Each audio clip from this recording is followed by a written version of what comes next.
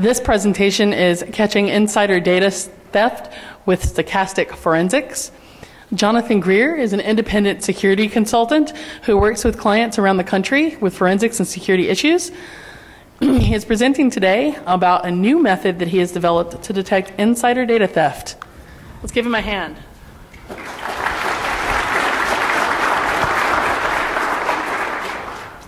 Good morning, everybody. My name is Jonathan Grier. And like Heather said, I'm going to be presenting a method which I developed to catch insider data theft. This is a method which I developed in the course of an investigation that a client of mine requested. Like Heather said, I'm an independent consultant. And I had a client who was very, very concerned. He had reason to believe that a high-level employee had perhaps stolen some very valuable data. And my client was very, very much in great need to find out if this was true or not. And the problem with insider data theft is that it's a lot harder to investigate than a typical external penetration. Right? If you've ever investigated on external penetration, there's lots of broken windows. When people break in, they leave traces of how they broke in. And we can use that to investigate. But an insider case of insider data theft is much harder. Because the insider has access to the data, they have technical authority to use it, they're using it every day. And it's very difficult to distinguish between authorized usage and unauthorized usage. Anyway, this was the predicament my client was in. So when I started on this case, I did some basic research. And here I have a quote from forensics expert Harlan Carvey. This is from his great book, Windows Forensics Analysis. And Carvey deals with this problem. And I'll read you what he writes. He writes, I received a number of questions asking about data exfiltration. There are no apparent artifacts of this process. Artifacts of a copy operation are not recorded in the registry or within the file system as far as I and others have been able to determine. So Carvey basically said we're stuck. He says there are no artifacts from this process. When you copy a file, there's no way to tell if someone copied it versus if they were doing anything else with it. And since there are no artifacts, there are no forensics. Carvey says we're stuck. And my client was in a big mess. So I set out to challenge this assumption, to find out, is it possible to do forensics without any artifacts? Now, it sounds kind of funny.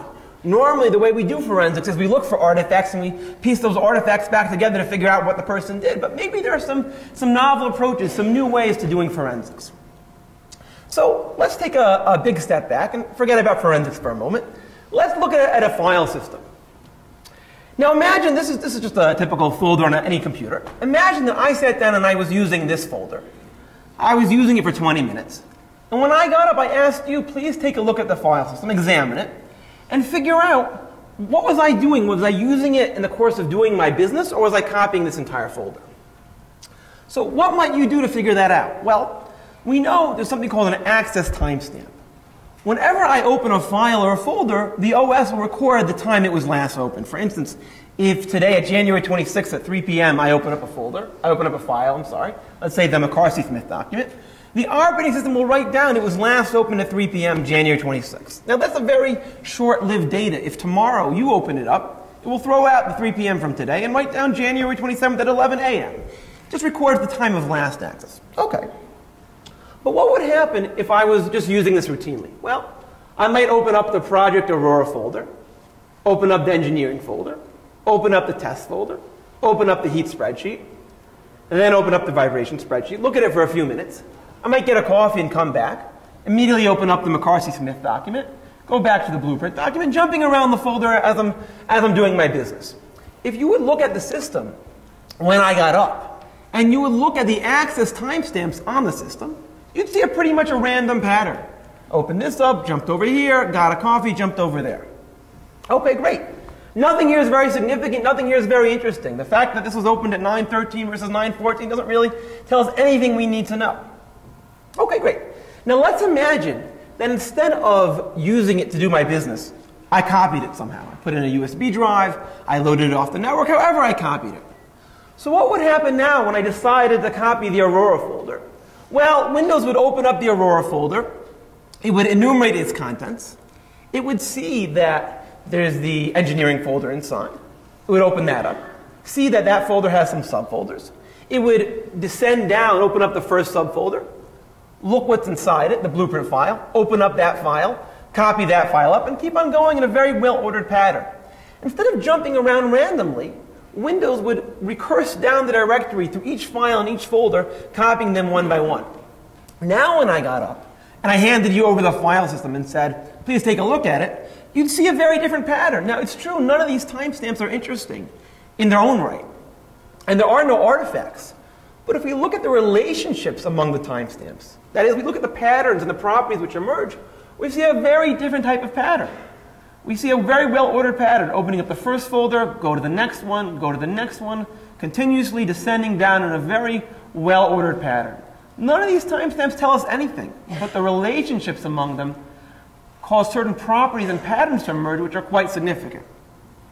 So again, while I was working on this, I was able to think of 4 different types of emergent properties which we can use to distinguish routine access from copying.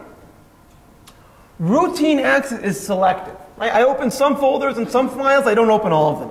But when you copy, it's non-selective. It's very rare in cases of data theft that the person will take the time to cherry pick individual files. They'll usually just copy the entire folder, hook, line, and sinker, and take whatever they have. Number 2, routine access is temporally irregular. I might open up one, open up another, get a break, take a break, get a coffee, come back. There's no continuous usage of time. Whereas copying is continuous in time. The OS copies one folder, the next folder, going through without taking a break. And number 3, routine usage is randomly ordered. I open up one file, jump around, open up another one. There's no way to look at the file system and predict what I'm going to open and what I'm not going to open. Whereas copying is recursively ordered. It's a very clear, well-defined order, which is the same every time you copy. And number 4, when you do routine access, you'll very often jump to a file without going through its chain of parent folders. Right? I might have that file on the list of recently used files. It might be in my recently opened documents in Word. I might know the file name. For whatever reason, I can just open it right away.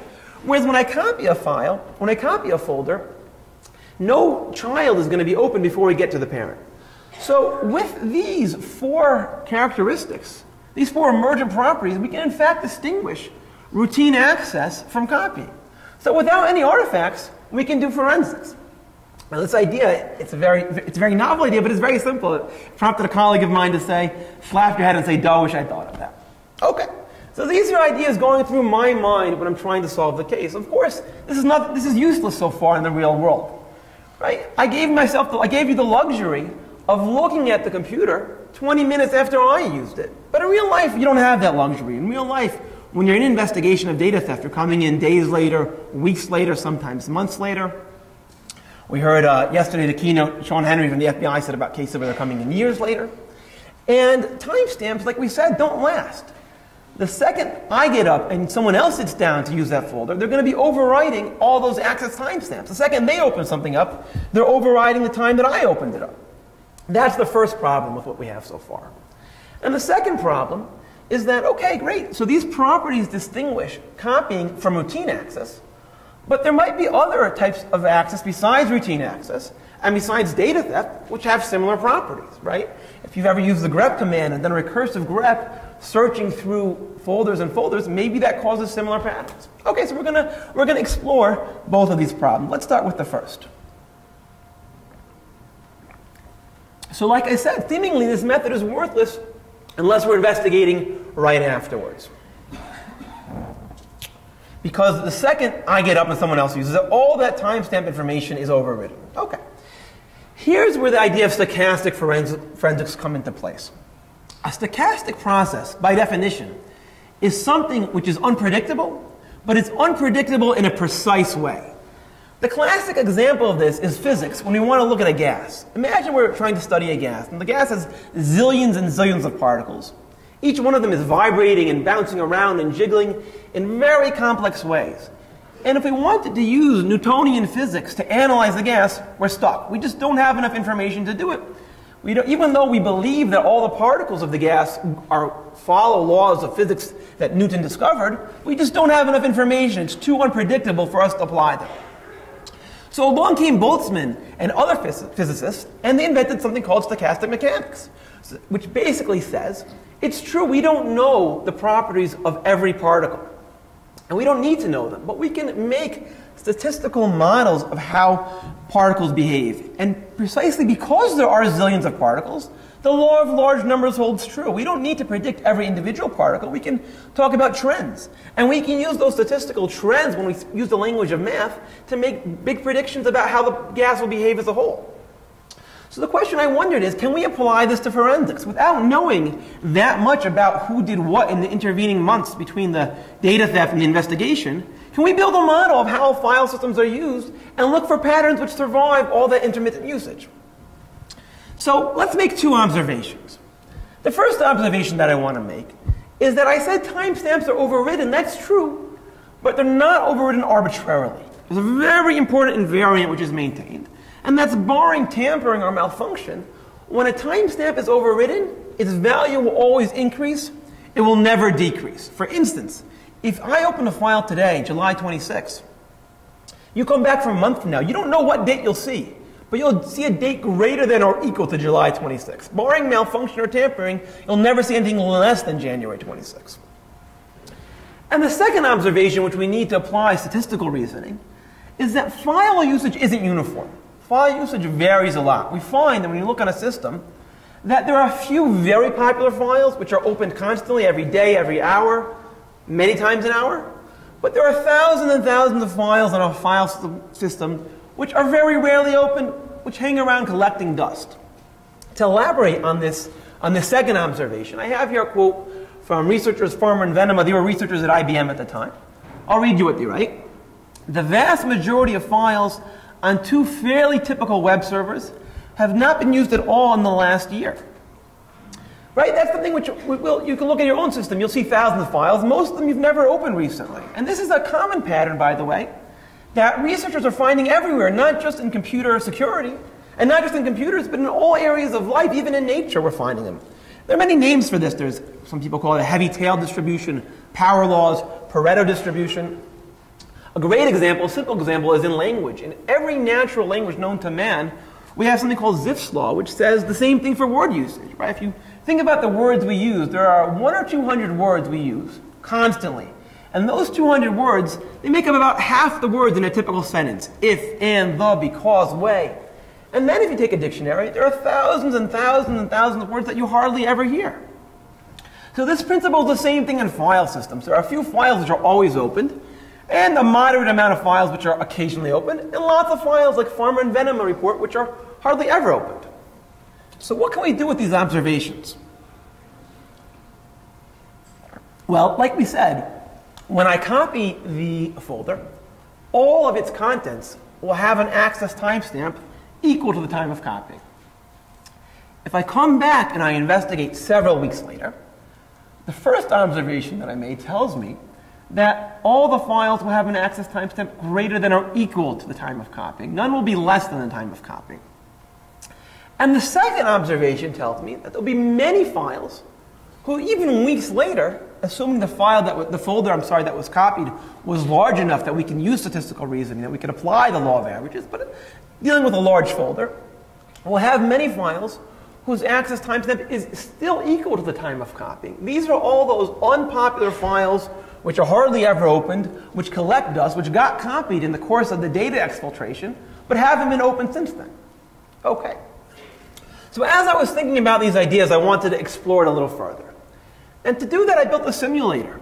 And the simulator was a simulator of a file system, and it would randomly, throughout the course of every simulated day, it would open up files randomly based on the patterns that other researchers had already reported as to how files are opened.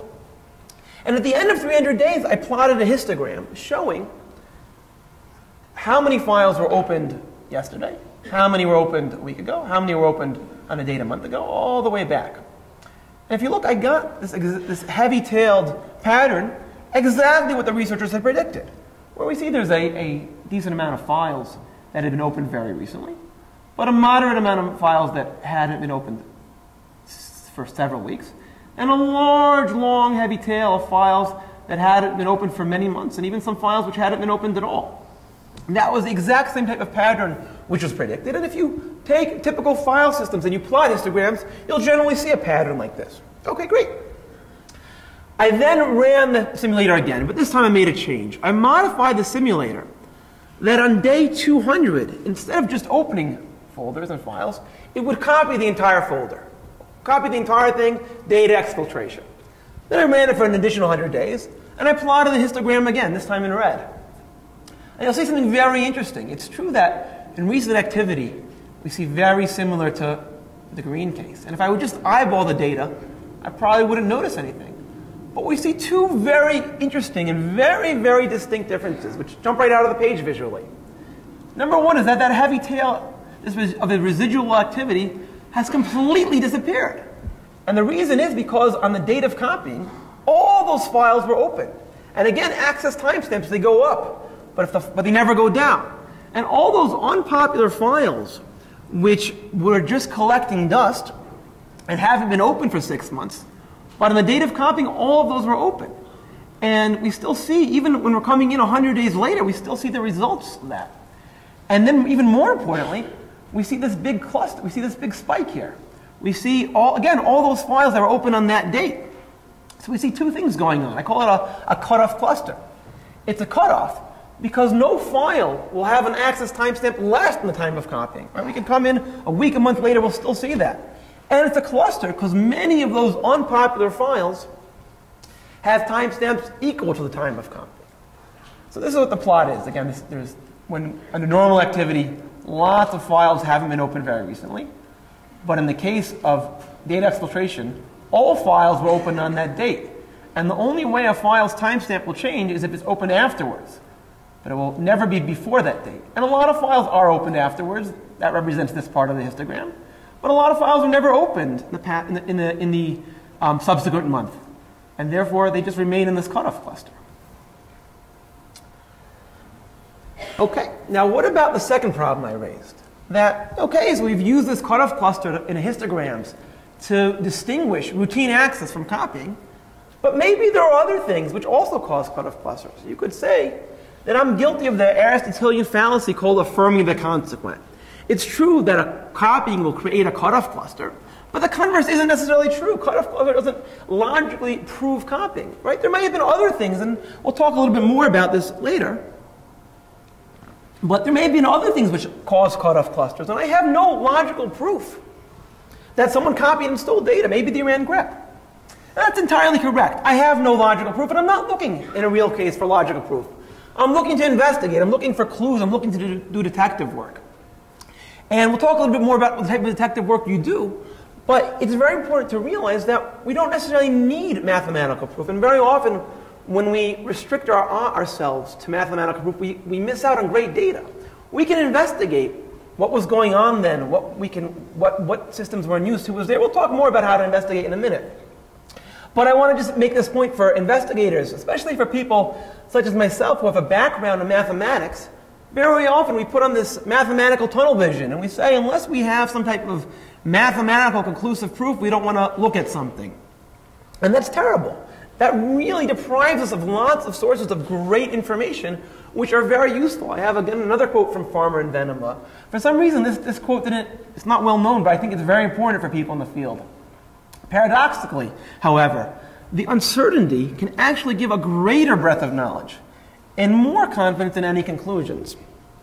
So by allowing ourselves to look at things that we don't have logical proof and investigate based on those, we can learn a lot more. We'll talk a little bit later how to investigate. Before I go on and talk about an actual investigation, though, if any questions so far, if there are, there's a microphone in the middle. Someone could just go up there and I'll take questions now, or otherwise I'll proceed. Yes? AV scanning. Okay, great. That's a very important question. Things like antivirus scanning might go through the system and make similar patterns, backup software. So basically, when you apply this in a real case, you always know which system you're looking at. And what you have to do is look at those services that are on there and see what they're doing. In general, I've found that a lot of enterprise software, let's say backup software, will not modify access timestamps. It works at a file layer beneath the OS, and it's not going in through there. There was some great research done by someone at the Defense Department about AV scanning. He found out that most AV scanning will not modify access timestamps. Sometimes it will. What he found out is that when it's looking at higher level files like Office documents where it can't just look at the block layer, then you'll find access timestamps being changed. But in general, you won't. But there's no reason to be theoretical about that. Look at the system and see what's going on and look at control folders. We'll talk a little bit more how to apply this to a real case. But whenever you're looking at a real case, you want to see the other systems on there and how they're affecting the timestamps. Yes? How do you account in your model for tampering, like time stopping and so forth? Great, okay. So the question was, what if someone's tampering with access timestamps? So in general, well, first of all, when we're dealing with an insider, most of the time we have to approach it from a different perspective than an external penetration. When you have an external penetration, the person is by definition someone with a large amount of technical sophistication, and they know how to reach into the file system and kernel and mess around with things like timestamps, and they can do things. Most of the time, a typical insider, that's not even a suspicion, they don't know how to do things. If you're dealing, and that was, for instance, the case which I was dealing with, the person was not an IT professional. Now, if you're dealing in a case in which you have a professional or a sophisticated technically adversary, well, then, if they just monkey around with the timestamps, it's very rare they'll create that histogram. They might create another pattern which looks very unusual. It might not be the cutoff cluster, but it will be something which is just unusual. It might not give you the same information, but it will let you know that something very odd is happening. But again, most of the time, you're not going to be looking in that direction. Yeah. What methodology did you actually use to develop your simulator? Like file system, operating system used, applications in use, actual enterprise operations that are being run? Or did you just develop the simulator to confirm the logic that you've already laid out for us? Right, okay. So the question was, how did I implement the simulator? So the simulator was a test of the model. It was done over 300 simulated days, but it ran very quickly. I actually built two different versions of them.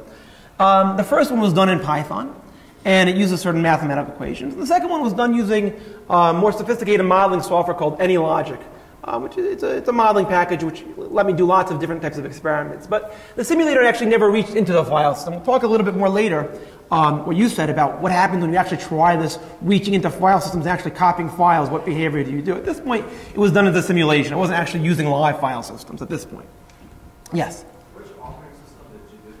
Great, okay. So I was primarily working on Windows systems. I was looking at Windows Server 2003, Windows XP. We're going to talk a little bit more about different behavior, different operating systems as we go on. Did you consider Vista and Windows software that is equal, how access updates on by default? Great, okay, so the question was that there are certain versions of Windows which by default don't have access timestamps, and that's correct. So if you're on a system like that, like Vista, which by default has access timestamps, then you can't use this directly. Could you use different versions of this? Perhaps we'll get to that later. That's more of a research question. But again, in a real case, the first thing you're going to do is look at the system and see, did they disable access timestamps? If they disabled it, then you can't use this method as is. Okay, so I'll tell you a little bit about investigation now. I can't go into too much detail, but I plotted, this was the case my client was interested in, I plotted these histograms for a whole bunch of folders. And most of them were what's called control folders, folders that were of any particular suspicion. And for most of those folders, I got the exact heavy tail distribution which we predicted. For two of them, I actually saw cutoff clusters. Now, the first one, I had no reason to believe that I would see a cutoff cluster. It was a control folder. And it wasn't too hard to investigate. There was an authorized copying. I found out who did it, what he had done, plain and simple.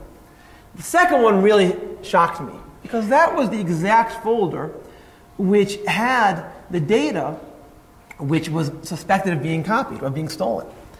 And here, this addresses some of using these control folders gave me a lot of evidence that I didn't know if it was stolen. Maybe something else had happened, but something very unusual had happened that hadn't happened on any of the other folders there. And I had, the beauty of this method is not only did I have reason to believe that something very unusual had happened, but I had a very specific date and a rough window of time to investigate. Now with this in hand, I was able to use a lot of other means to investigate. I was able to look and see who was in the building and what were they doing. I was able to speak to people and use both legwork and interviews and other technical investigations and propel the investigation forward. So that's how I use this in the actual investigation. Okay, now I'd like to address some of the the real world concerns that you had raised about what actually happens when you do this on a file system.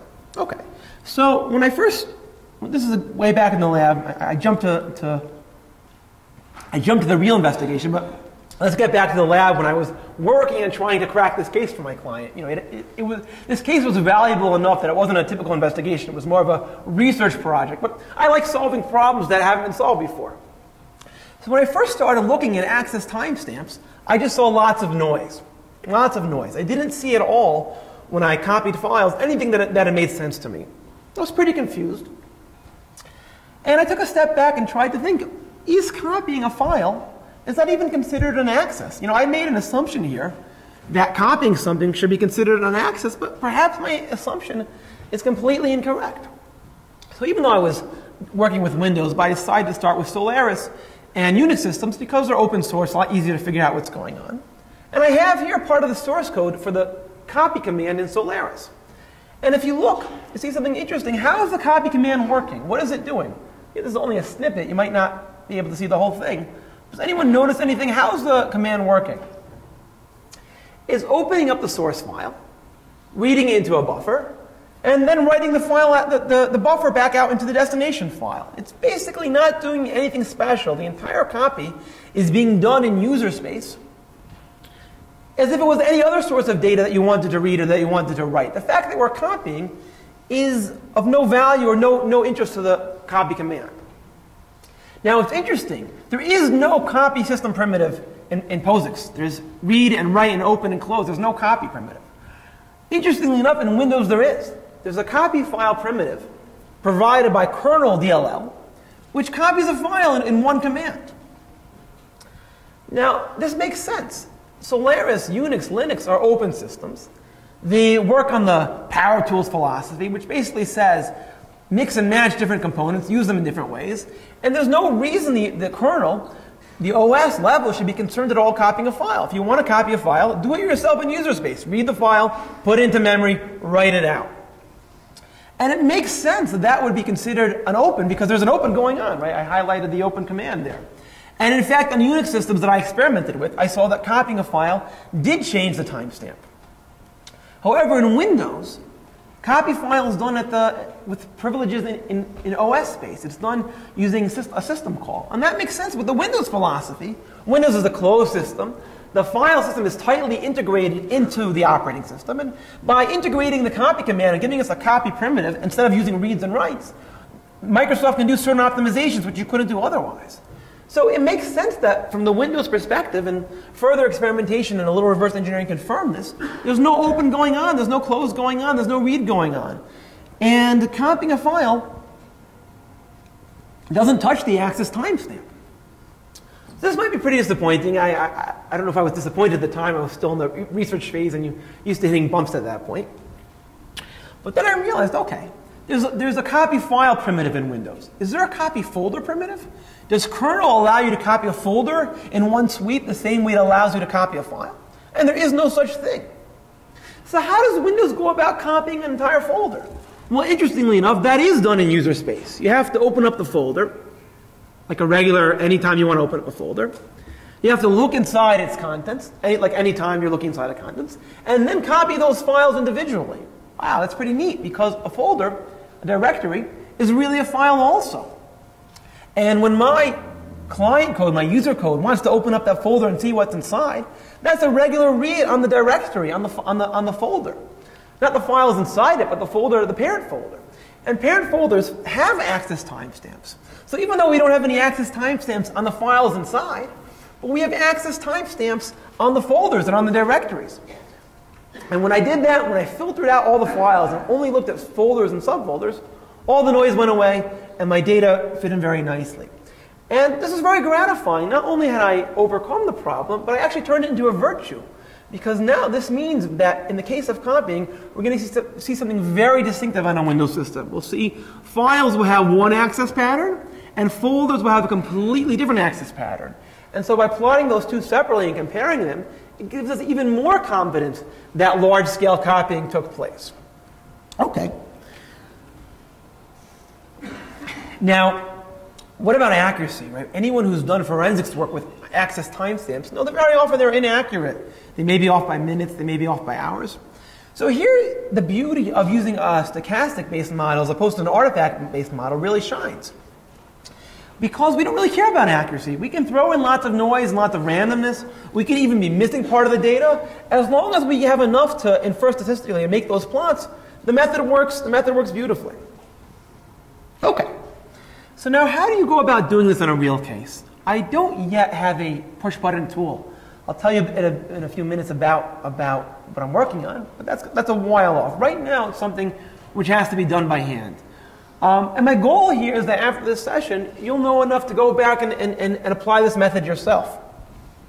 If you just take a bunch of access timestamps and you plot the data, you'll see nothing. You're just going to see noise. There's no way to eyeball this. I've tried, and you don't even get a clue. So there are different ways to go about looking for these cutoff clusters. But the method I'm going to present now is called filter and plot. And what I like about this method is that it's very visual. It works not by using math and statistics directly, but by using our visual cognition. And there's a few steps to the method. The first step is to filter. If you just plot a histogram of the entire file system, you'll see noise, because unless the entire file system was copied, which very rarely happens, all the folders and all the data, the OS data, the executables, all that stuff, the temporary files, which weren't copied, will drown out any cutoff cluster from appearing in your histogram. So the first thing you want to do is separate out your folders into different buckets. You want to put the folders you think may have been copied into some buckets, and you want to have, let's say, about a dozen control folders that you think weren't copied. Put those all into different buckets. The second thing you want to do is split each bucket in half. This is very important on Windows. You want to have directories plotted by themselves and files plotted by themselves. So split those two buckets in half. Next, you want to take out from these buckets any files you think that the exfiltrator may not have been able to copy. Files which are system files, hidden files which they don't have read permission, files which would be skipped over, folders which would be skipped over in the copy operation, remove those. We don't want to skew our data. And then finally, there might be other things to remove also, and here where it takes a little bit of creativity, a little bit of experimentation. But depending on the suspected means of copying, certain things may not have been copied. A simple example, on Unix systems, a file whose first character has a period as a dot is considered a hidden file, and that won't be copied. So you want to filter all those things out manually. Once you have these buckets, and these buckets have been split and filtered, let's just go over that. So it's 4 steps. Put the stuff into different buckets, and most importantly are the buckets you think may have been copied, but you also want control buckets. Split those buckets into 2, and remove things that would not or may not have been copied. Then build those histograms. And what I really like about those histograms is, as someone asked before, they'll capture lots of different patterns. If someone's monkeying around the data with using timestamp, you'll see a different pattern here, but you'll know something's up. The tool I use to plot is Ploticus, but there are many different tools you could use to plot those histograms. Okay, so now you have these plots, and you've looked at your folders, and you either see cutoff clusters or not. Don't make the mistake of assuming anything at this point. A cutoff cluster is not proof of copying. We have to advance the investigation forward. And these are steps that I call interpret and advance. If we don't see a cluster, that's strong evidence that there was no copying. We see this typical histogram, heavy-tailed histogram with no clusters, so we have very strong reason to believe no copying took place. If we do see a cluster, we're not done. We have to do 3 things. The first thing is to look at the control folders.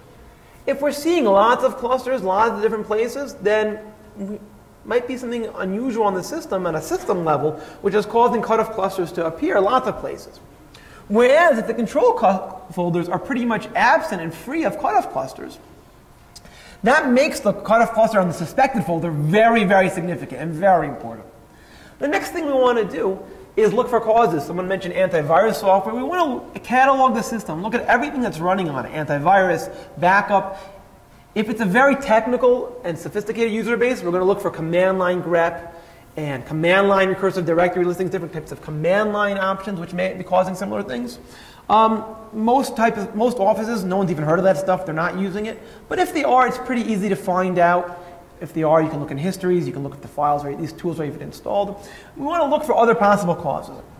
And the third thing we want to do is to fingerprint the cluster. I'm not going to go into too much detail here, but if you notice, we identified 4 patterns in the beginning, and the cutoff cluster doesn't really use all the nitty-gritty of those patterns. It's more of a yes or no thing. But by looking at the exact sequence, what type of recursion is in place, the speed, the selectivity, we can distinguish copying from grep, and we can even distinguish different tools used to copy from each other. So I'm not going to go into that right now, but that's a third thing which is worth doing. Now, once we've done that, we're not done. The cutoff cluster is more than anything else a means to propel the investigation forward. It defines a very tight window of opportunity. It will let us know, well, we really don't think someone copied this data in the past 3 weeks. But 3 weeks and 2 days ago, something very unusual happened sometime between 10 p.m. and 11 p.m. Investigate further, see what you could find about that. Okay, so before I go on, I'll take any more questions. Okay, so I think this method is very useful. It's been very useful to me. But what about implications for the field as a whole? So here I'd like to talk about something which I call forensic hacking. I define hacking. You know, I said I've been an independent consultant for about 10 years. I've been a hacker for about twice as long. And I like to define hacking as exploring how something works by using it in a way that its creators never imagined. And buffer overflow is a great example of that. And the first time I did a buffer overflow, I found it fascinating. After I'd done it about a dozen times, it wasn't much of a hack anymore. It was pretty monotonous. This is a real hack, in my opinion. This is a great way to use an operating system in a way it was never intended to explore how it works and to answer some very valuable questions. And the reason I'm saying this is I think there's a huge need in security in the defense space, not just in the attack space. A lot of people work with a hacker, with hacking capabilities, with a hacker mindset, who like to explore, are working on new means of attack. That's very important, but we need to work on defense also. In the keynote yesterday, Sean Henry from the FBI pointed out that to him, the question has changed. The question that he's trying to answer isn't anymore, is there someone in a perimeter? Isn't how to keep someone out of a perimeter. The question, he says, we know there are people in our perimeter. How long have they been there? What have they been doing? What data have they taken? And we don't really have the means to answer those questions yet. And I think this is a very big opportunity for people in security who have technical mindsets to get into, to start looking at some of these messy questions, these sloppy questions, and use operating systems in ways they were never intended to answer these questions. To be more specific, how does most forensics, which is used in the field today, work? Most forensics, which is available today, comes from data recovery.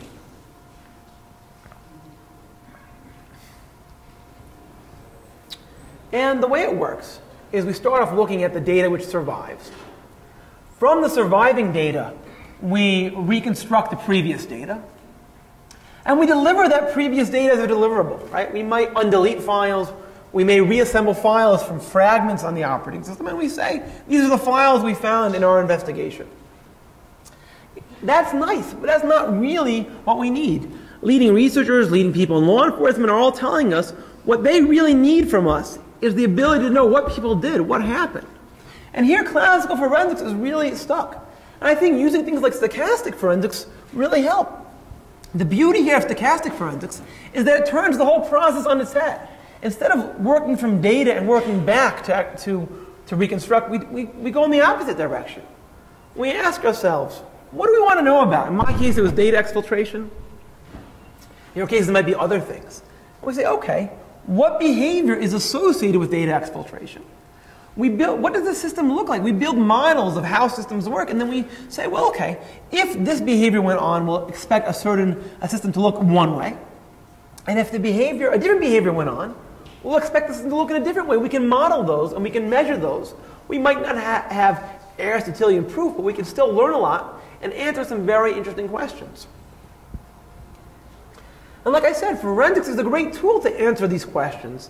And I think it's something we should embrace. One thing which I'm working on now, which is outside the scope of this talk, but just to give you a flavor, is database forensics. There's a lot of people who really need to know.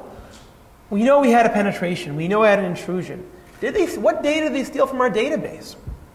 Are very often cases of forensic accounting, fraud, embezzlement. We want to know, was someone tampering with our financial data? When were these records changed? And very often we can't answer those questions, but we can use similar approaches. Look at the B tree, the index the database uses to index the data, and there's no way to predict based on the data what the B tree should look like, but we can use a similar stochastic process, model what the B tree will look like if someone tampered it, model what it will look like if someone didn't tamper it, and draw inferences also.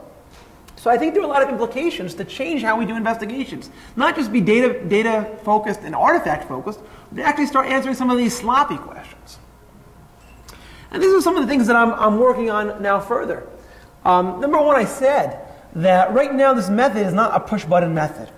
Turning it into a push button method is not very hard. But if I were to give that out now, it would be a big mistake, because right now I'm happy that to use this method, you really need to understand it. You need to know a little bit about operating systems and forensics. Before we can make it a push button method, we need to investigate it further. So of course we have to automate it. But what's really important is to do a large-scale scientific testing across a broad corpus of data.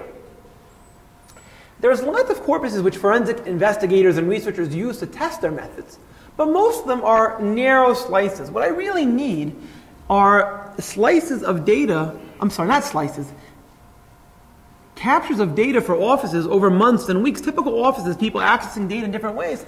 I like to test this method across these types of things and validate it. Now, building a corpus like this, what does an office look like after a year of data, be very valuable for me, be very valuable for other forensic researchers also. I'd like to build confidence levels. How reliable is this? Can we actually use the model to give us a probability value? We could say there's an 80% probability that data was copied on this date. I'd like to validate in lots of different cases in the presence of different operating system versions like you pointed out, or different antivirus versions like you pointed out. And the second thing that I'm working on is fingerprinting. Like I said, there are ways to distinguish grep from copying. There's different, if you look at for instance, one way is the order of recursion. There are different recursion orders. What order are we opening up files? The speed is a very other interesting way to make those fingerprints. That's another area to look at. And then, perhaps most interestingly, I'm interested in what other questions can stochastic forensics and can other non-artifact-based forensic methods answer. Let's look for these sloppy questions. Let's answer them with less precision. Okay, so I'll take any additional questions now.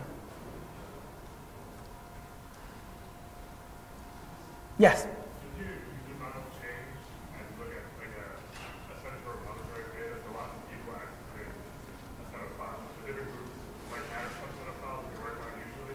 Could I ask you to go to the microphone? I'm sorry, I'm just having trouble.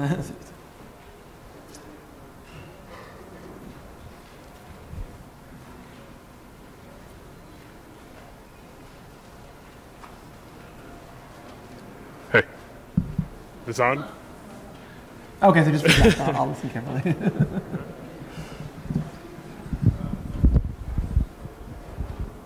Sorry. Okay, so just say it again. I'll listen carefully. Have you looked at like a data repository? So you have a lot of users accessing the file for each group of users.